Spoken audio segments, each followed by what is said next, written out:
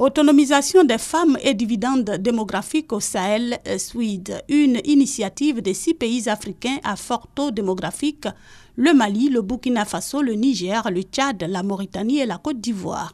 Elle vise à faire de la femme le fer de lance du développement à travers son autonomisation et à maîtriser la démographie.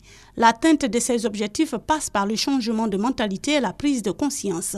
Une campagne régionale de communication pour le changement social et de comportement indépendamment des campagnes nationales menées simultanément dans les 6 pays est envisagée.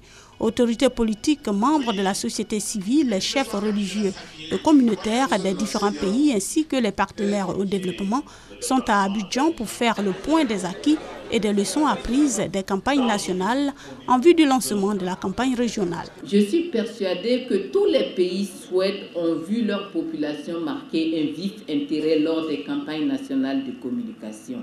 Mais nous ne sommes qu'au début d'une bataille de longue haleine qui portera certainement les fruits attendus. Selon le Fonds des Nations Unies pour le développement, le taux de fécondité par femme en Afrique est de 5,5 pendant que la moyenne mondiale est de 2,5. Ramener ce taux à 3 contribuerait à la maîtrise de la démographie en Afrique de l'Ouest pour un développement harmonieux, d'où l'engagement des partenaires au développement optimistes quant à la réussite du projet SWID. Nous avons ici la possibilité de passer à l'échelle et de changer la vie des populations africaines, surtout des filles et des femmes, pour que l'Afrique sorte de cette mauvaise passe dans laquelle nous nous trouvons et pour entrer dans une véritable ère de prospérité partagée.